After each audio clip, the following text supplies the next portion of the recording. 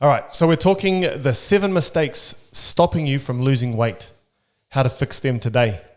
So we've got 7 mistakes. We're going to provide some solutions, something that that we have plenty of experience with over the years, and we're going to start at number 1.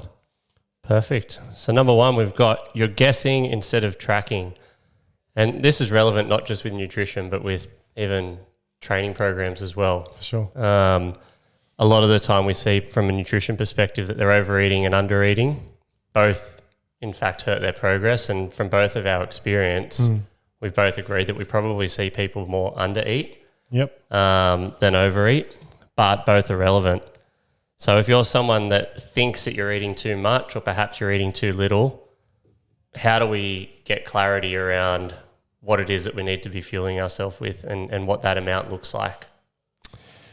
Well, I guess the issue that I find in terms of people undereating, a lot of it is because they know they don't want to eat bad food.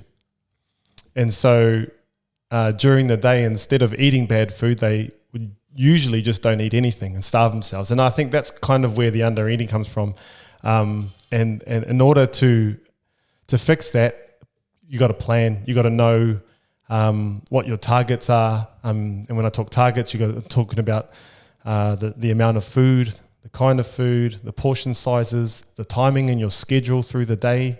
There's just so many things to consider, but none of that involves eating actually, which is probably why people find it so difficult. It's just a chance to sit down and work those things out. And I think it all aligns with what your actual purpose is too. You know, this is geared toward weight loss, but ultimately when you're determining how much food you need to eat and what those macros look like, it comes down to what you require to fuel yourself to function as optimally as you can. And that's not just your body, that's your brain. That's every single function that you need to do, whether you're trying to train 5-6 times a week, whether you're a stay-at-home mum, whether you're a pregnant woman, whether you're a CEO. We've all got different targets that need to be met to allow us to function optimally. It takes into consideration things like our age, our height, our weight, our activity level. There are a whole heap of different things that contribute toward determining that number. But most people are running blind and getting to the end of a 6-week block or a period of time and wondering why they haven't achieved a certain result. And I guess the fix here is trying to educate people toward, number 1, identifying what their purpose is, and number 2, creating that structure with the tools that we've got available to us to guide them on the right path. And it isn't necessarily a generic meal plan that we're providing. What we're doing is we're actually giving them the tools to understand how much fuel they need and what that fuel looks like. And they may be so far removed from that target in week 1, but gradually over time, we actually educate them as to how they need to fuel themselves, what that looks like, what those meals look like, what the calories look like, how much protein they need, how many carbs, what their fat content is. And they get just so much more knowledgeable around how they can actually fuel themselves, not from a weight loss perspective, because ultimately that is a byproduct of doing all of the things right, but more just from functioning optimally. And it's a game changer. This is one of the biggest points there. For us at Fit Collective, we take their information, we've got a complete snapshot of where they're at, and we give them access to that. We can see day by day exactly what they're eating as it integrates with MyFitnessPal, and we can guide them and provide the necessary advice and recommendations to gradually see improvement over time, rather than just saying, all right, eat 1,000 calories this week, you'll lose 10 kilos in 6 weeks, and at the end of it, they're fucked because it's just not maintainable, nor is it a lifestyle approach. It's just a quick fix, and we're not about that. We want a maintainable lifestyle approach. Absolutely. I think for one thing you said there was meal plans. I've always not been a fan of meal plans. Ever since I started, I guess it was kind of the norm to, can you please write me out a meal plan? And people selling meal plans for 8 weeks for $500. And it just never sat well with me, even to the point now after all this time. It's just, if somebody is writing you a meal plan, it doesn't really fix anything. It doesn't educate. And like anything, it's maybe a good place to start for some people, but even then, I disagree. I think long term, like with some of our clients, we're working with them for 3 months. we can provide a meal plan after that time once we've got all of the information we need. Yeah. Because we know where their numbers are at. We know the types of foods they like. We know when their working schedule is. We know when they're going to bed. We've got that information. But without that information, it's too generic. Absolutely. And it's that cookie cutter method just doesn't work. They do. Majority, your personal trainer, if they're writing your meal plan, almost guaranteed they're just copy and pasting and sending it to the next person. As you say, cookie cutter doesn't really... it's an easy way to make some money, I guess, but it doesn't never sit well with me. And just one other thing, I guess you were saying about, I guess the results. There are a lot of people out there in terms of weight loss that can begin the journey and without very much change in their routine or their habits or even their exercise or even their food, sometimes they can actually get results. If they're a little on the heavier side, then it's probably a little easier. All they need to do, maybe they just get up for a walk every day. Maybe they just cut back on drinking fizzies or having takeaways, and then they have a really good result. But we talk about at some point when you when you get to the point where like you might hit a bit of a plateau, and then they're thinking, oh, why isn't this not working anymore? And so for a lot of people, you can guess.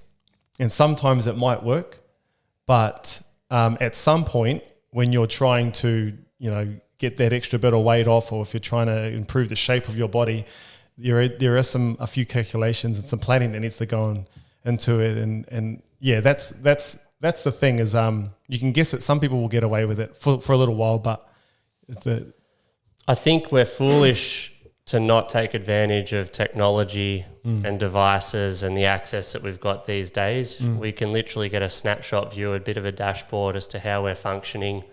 And from a nutrition perspective, the technology is so up to speed that we can be quite accurate with where we're at and what we need to be doing. So it's at our disposal. We take advantage of it from a business.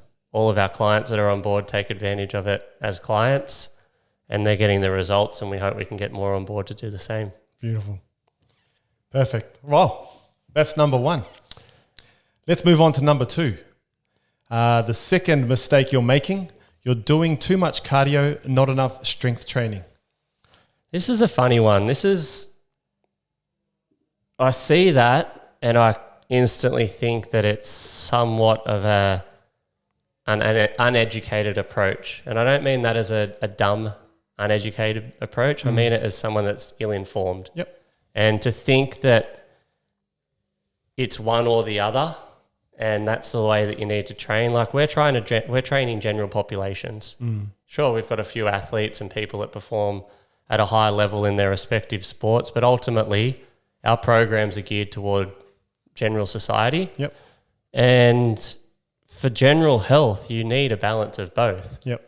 And if you haven't got that balance from a programming perspective with respect to each day and week lending itself to targeting a particular movement pattern, muscle group, energy system, and having that balance across each of them, you're just not going to maximize your potential. And we see that a lot with a lot of programs that are out there. They gear themselves or bracket themselves as being one particular niche. But from an overall holistic approach to general strength and conditioning, there's a time and a place for both. It's just understanding, and that's our job, understanding how you manipulate that throughout the week to maximize recovery and maximize the results that people are going to achieve.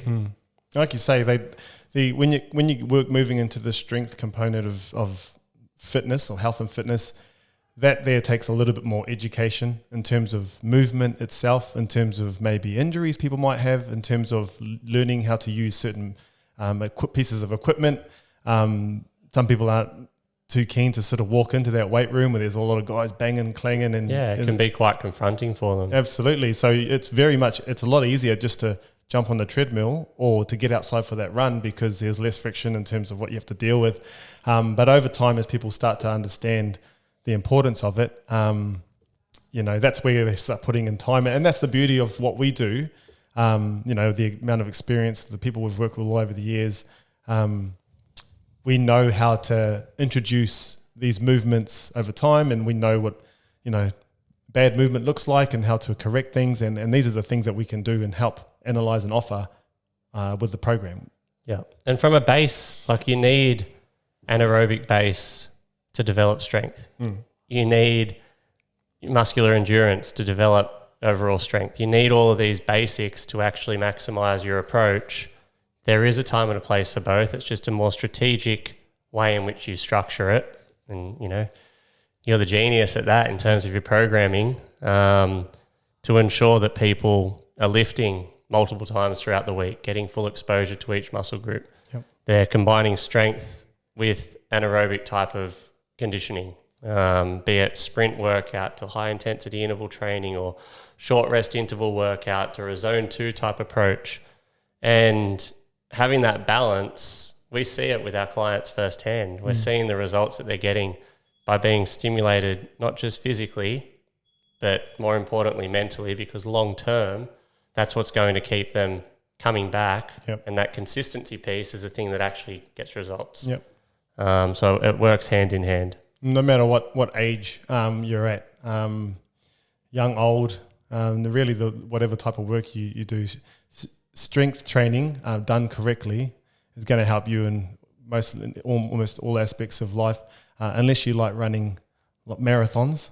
I mean, even then, but I mean, you can look at the difference between a 100-meter sprint runner and a marathon runner. And but even still, mate, like a marathon runner still needs strength. They still need that specific strength that's relevant to prevent them from getting overuse injuries and injuring themselves, and to maximize, you know, they're running for a long time. You need strength to be able to do that. The other part of it is the food side of things, your recovery. I mean, you know, if you're training too much, you can usually burn through any ability to want to gain some muscle, and so then you've got to worry about your recovery, whether it's sleep, whether it's food.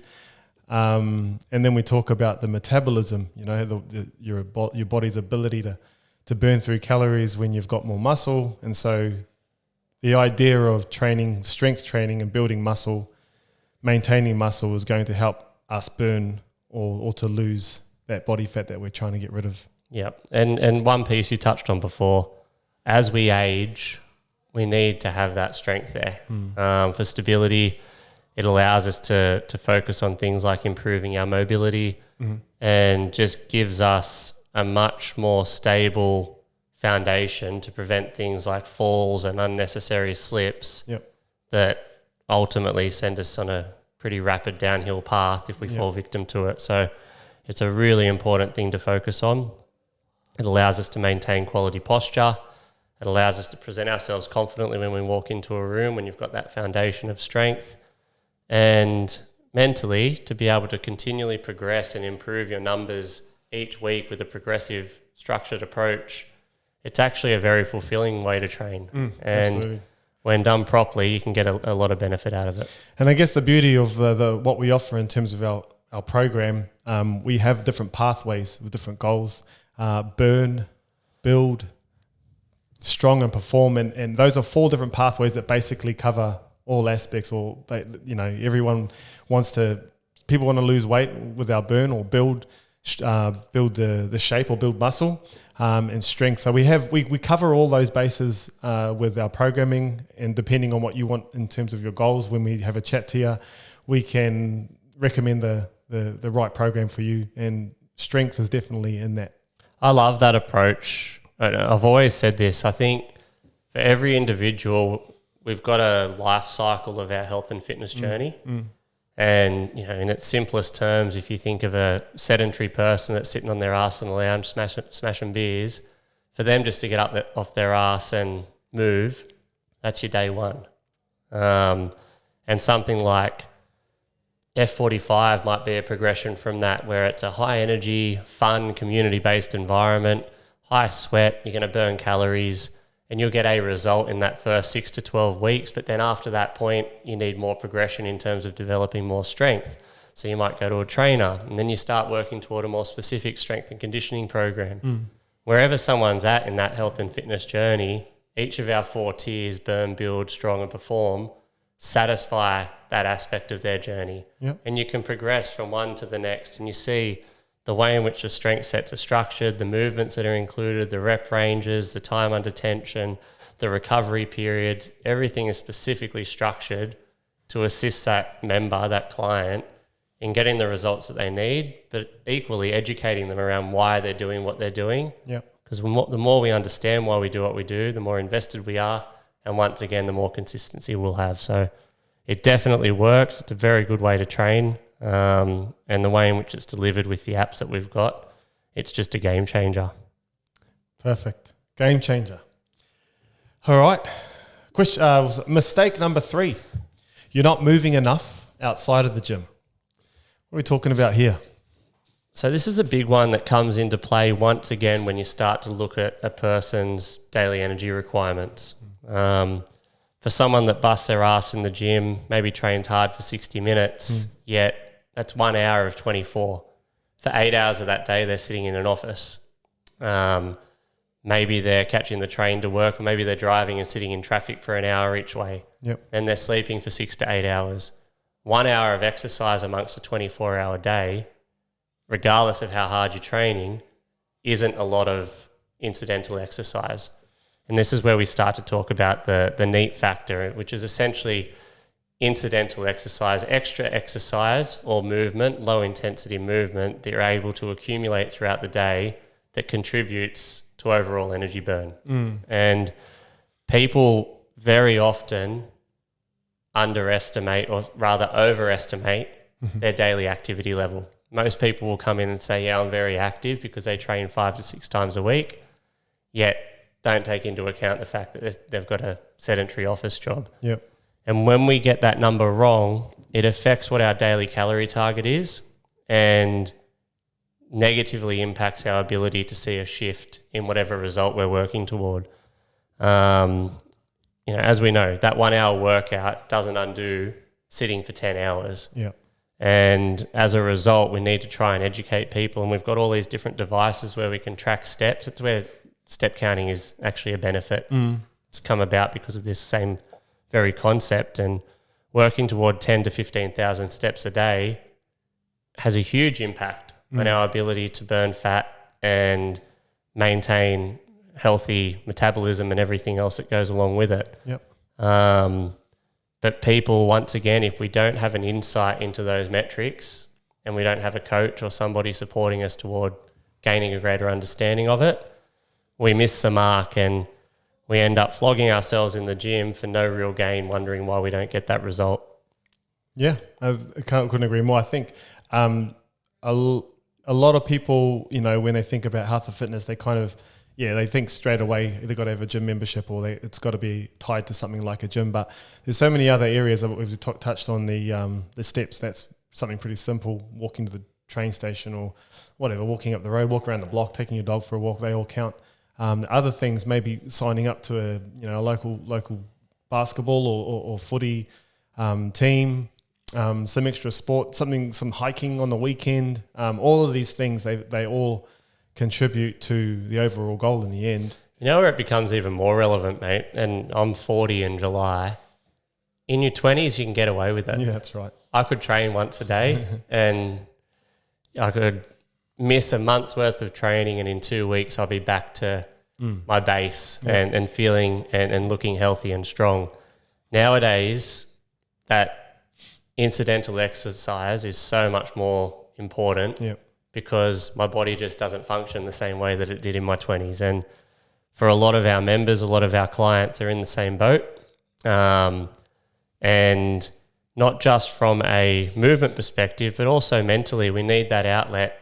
It's healthy for us to be able to walk to and from work. It's healthy for us to be able to get our steps up.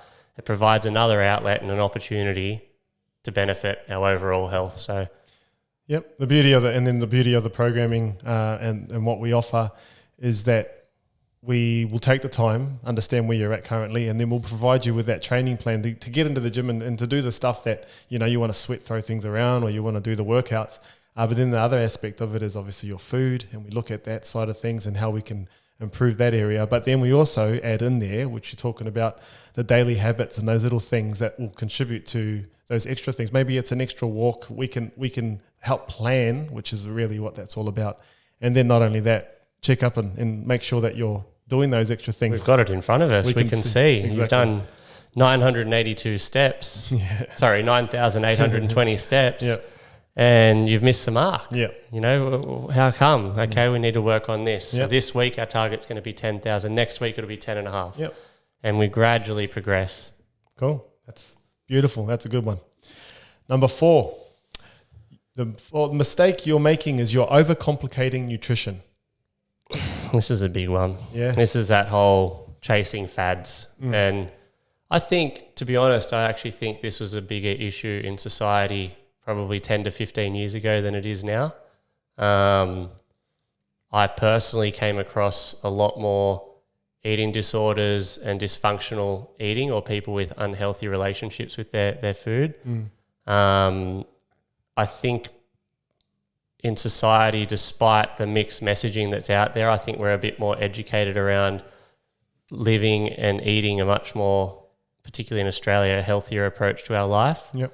But there's still a lot of shit out there that confuses people, when ultimately we need to understand why we're doing what we're doing, how much fuel we require to achieve that, the recovery that's required to allow ourselves to achieve that day in, day out, and the fulfillment that we get from eating the way that we want to eat, so that we can do it consistently over time. And it's a very uncomplicated approach. Simple is best. We don't need to recreate anything or be a pioneer in this field, because the knowledge is there. Track your calories, have an understanding as to what your macronutrient breakdown is, and structure it throughout the day so that it doesn't control your life. It actually fuels you to live a more fulfilling life. And the mistake a lot of people make is, number one, they're searching for a result when the result should be a natural byproduct of the process. And when they don't see a result in a certain period of time, they jump from a diet to the next diet, to the next approach, to the next approach. And they end up labeling foods or diets or approaches as good or bad, and living with this unnecessary guilt that just rules and controls their life. And it's just no way to live. I think the confusion of it all, I think, is by design in some ways. When you walk through the Woolies aisles and stuff, you can just see the green ticks on things that you're like, hang on, is this even healthy? And I guess if you can murk the waters or make things more confusing, it does make things, allows people to kind of like just not really know. So it's easier to just choose whatever, but it is very simple. And I think if we do get to a point, the idea is to get to a point in understanding our activity and what we need. And then we eat to fuel that, like you said. We choose our food to ensure that when I train, or that activity or that work or that job, whatever I'm doing, can fuel that, as opposed to eating and then feeling like crap and then go and smashing yourself at the gym, punishing yourself in that relationship. We talk about that relationship is such a negative one, but I mean, if the majority of your thought process is fueling what you're doing the following day or what you've got coming up, then that allows room for you to enjoy the odd night out or whatever you're doing, you know, and without feeling like guilty about it. Maybe, I'm just thinking here, like maybe it's not the food that they overcomplicate. Maybe it's how they feel about themselves. And I think there's no better example of this than if you're walking through the aisles of, say, Woolworths, and you might see a chubby or very overweight kid, and more often than not, there's a overweight parent that's with them. And it's easy, particularly in our experience sort of jobs, to know how to address that, to judge, or to have a perception of, okay, well, they're doing the wrong thing. But we have no idea what those people are going through psychologically that has contributed to them being in the position that they're in, and incidentally having an impact on their children. I think that's the part that we overcomplicate, is we don't actually identify the cause for why we're in the positions that we are. And that then has a knock-on effect to overcomplicating our choices with food. I think if people are able to kind of, it's very difficult to do, but remove or separate the rational from the irrational, and have a strategy toward identifying why they are the way they are, why they're in the position they're in, why they have the outcomes that they have, it would really address a lot of these basic concepts. Yeah. And once again, all these things would be a natural byproduct of following the correct process. Well, this is why it's important, because a lot of people, a lot of people don't have the ability to think that way. There's levels to it all, and I guess that's why people do complicate the process in terms of weight loss or being healthy and fit. Is they try to tackle everything all at once. They go out and all right, starting Monday, I'm going to just cut everything. And the beauty of it all is the beauty of Fit Collective and what we offer is we become that voice. We can identify where that problem potentially could be, and then we guide you over time and introduce certain things at the right time so that it's not so daunting on people. This happened yesterday. So we had a new member sign up yesterday, sorted out her calorie targets, and she just wants to decrease a bit of body fat. And typically we'll start off at a bit of maybe a 500 calorie deficit and see where they're at with the first week's worth of tracking. And for her, she was quite scared of the number that came out at. I think it was 1,600 calories. And I didn't even entertain whether she was scared that it was too much or too little because the focus is on tracking where she's currently at. Yeah. And we can make the necessary adjustment, whichever way that is, but we're helping guide her through that. Yeah. Rather than buying into the emotion of the fear associated with it, that part will be addressed down the track. Yep. And that's one of the key things that people are able to benefit from when they put their trust in an educated, experienced coach or program. Yep. Is they can be guided through fact rather than emotion. Yep. And have their emotions regulated in a way that they're able to put their time and energy into the right outlets that garnish the best results. And that's the key, garner the best results. Yeah. Beautiful. Number 5, the mistake you're making when trying to lose weight. You're ignoring sleep and stress. Why your body won't let go of fat. This is the whole workload versus recovery argument. And we see this a lot. I've been victim of this myself. I'm sure you have as well, where we'll run ourselves into the ground and you're on a high, and this could be with, book work, it could be with your training program, it could be with anything, but you're basically running on fumes by the end of it and you haven't respected your body's need for recovery. And the reality is our body requires a recovery period to actually benefit from the work that we do. And there's no bigger factor on that than sleep and stress. And they go hand in hand. Without without quality sleep, our bodies just don't function as optimally as they are supposed to. Our body processes don't do what they're supposed to do. Yeah. We don't focus on our recovery, therefore it exacerbates any residual stress that we've got already. Yep. And it just becomes this toxic environment that no matter how hard you train and how much you focus on your nutrition or do all the other little things right, if you don't have that ingredient correct, you're not going to maximize your potential, and it's so damaging. There's a lot, I guess, for myself, it's, I guess as you get older, as you age, as like you said, when I was 20, I could get away with certain things, and as you do start to age, you start to appreciate things like sleep. But yeah, it's almost like you're willing to give that up to do everything else. And most people will. Sleep is almost the first thing they'll sort of give up. They'll either get up early or they'll go to bed late and minimize the amount of sleep they get to be able to do whatever else they need to do for a couple of reasons. One, they're hustling and whatever. It is what people do. And you think, oh, I'll make that up tomorrow or I'll make that up the next day. Sometimes people are like, it's just work. They've got to get up early and they're tired and they can't. Or their parents, young kids, and exactly. Broken sleep throughout the night. Like, we get it, we see it, you've experienced it. Yep. Like, it's a reality, but it doesn't remove the fact that we need to make the necessary adjustments to the other areas of our approach if those things aren't optimized, because something's got to give, and that has to be one of the main priorities. Is actually managing your sleep and your stress. So What are some of the things that we could do to help improve that side of our life, stress and sleep? Look, I think, and this is relevant with Fit Collective, Journey Retreats, One Gyms. If we think of our pillars of health and wellness, you've got sleep, mobility, hydration, nutrition, daily movement, mindset and relationships. There are a number of different components that contribute to an overall health and wellness approach. When it comes to sleep, often one pillar affects the next or affects all. Sleep is so powerful that it just destabilizes everything if it isn't optimized. And to manage it, first of all, keeping it simple. And this is actually some insights that I gained from Apple. I've been really fortunate to sit and work with some of the developers of the Apple Watches and different things over the years.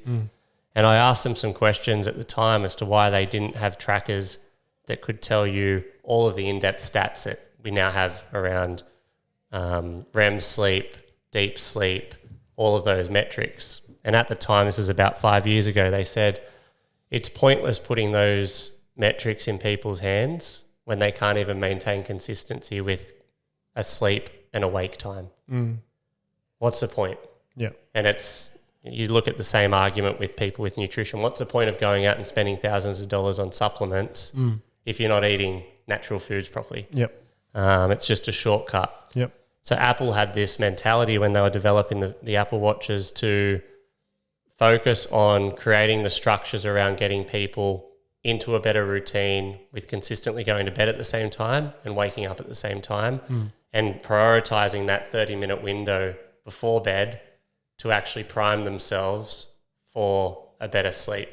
And now that society have become more educated because of the tools that we've got at our disposal, now they start to add in those different insights because we're leveling up in our knowledge around what's actually positive.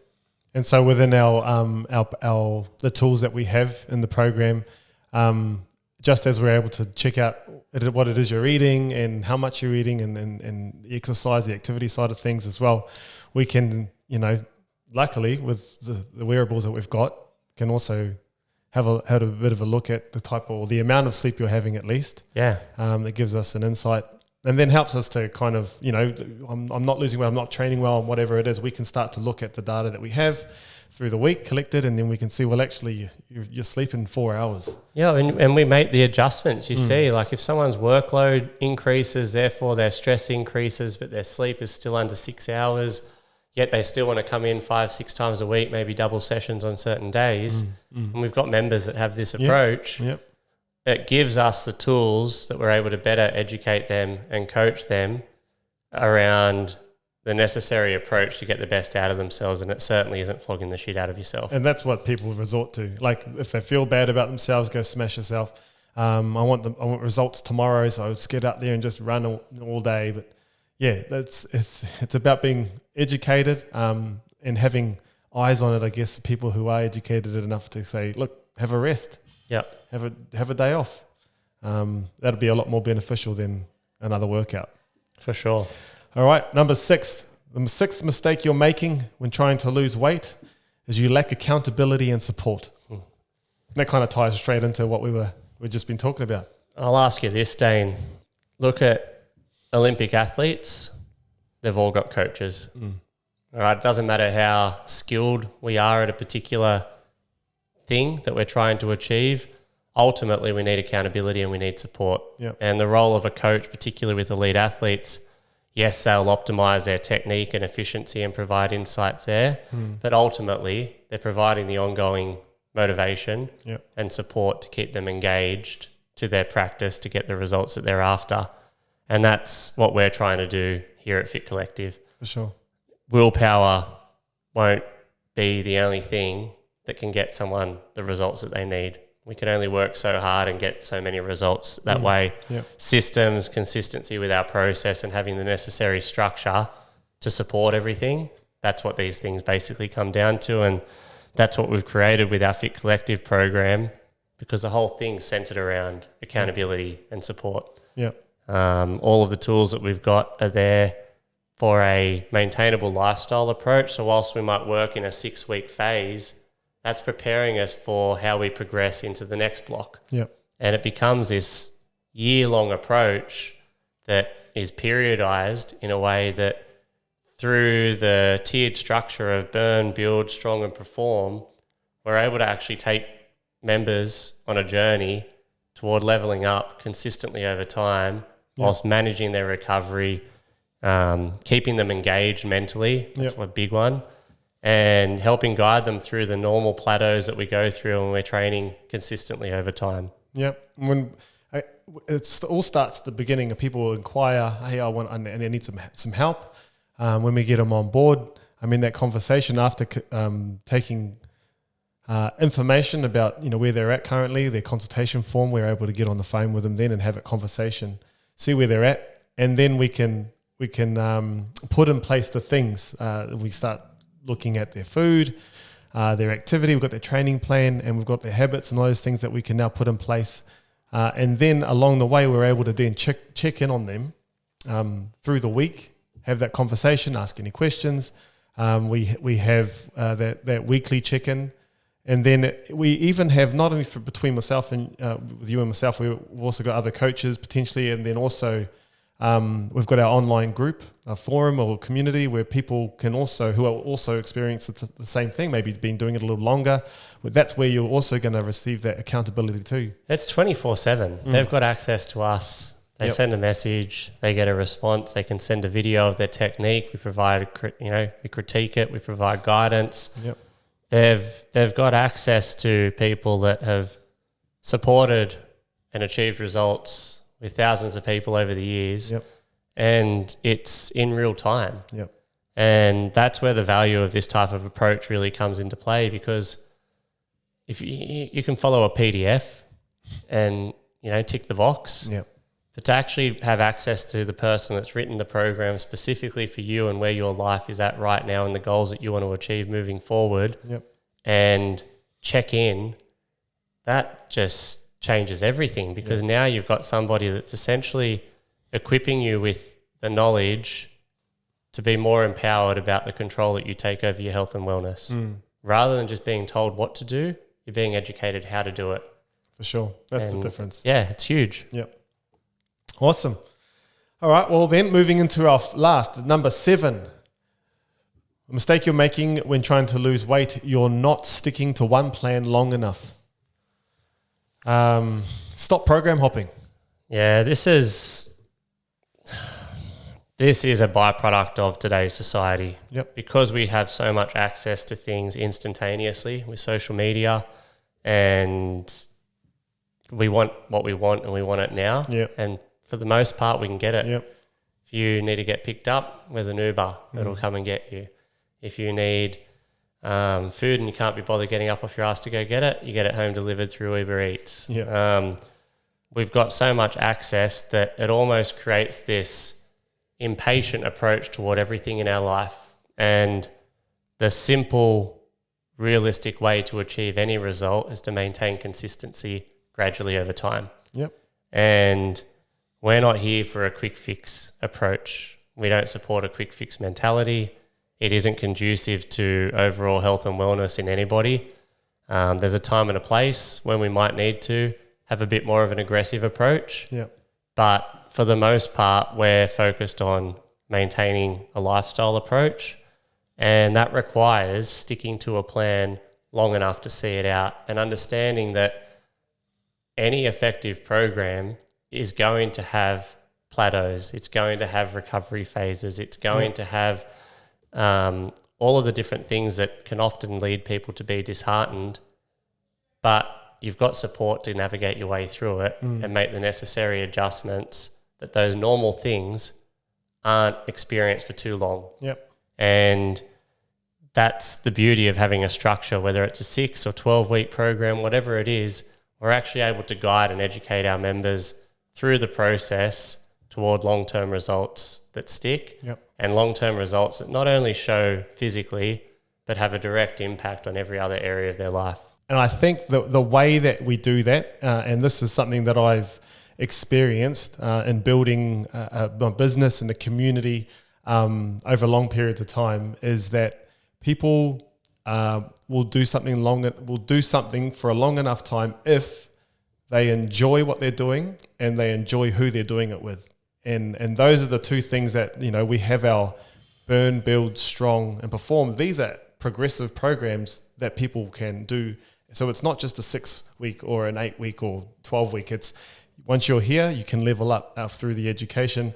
Understanding or knowing what you're doing helps you sort of move towards and get the results, which also means that you're going to more than likely to stay longer and do what you're doing. But also the community side of things, the people you're working with, you'll come to realize that they're genuinely there to help, support, and all those things will help keep you engaged and consistent, which is the key to those results that they're after. Perfect. Yeah.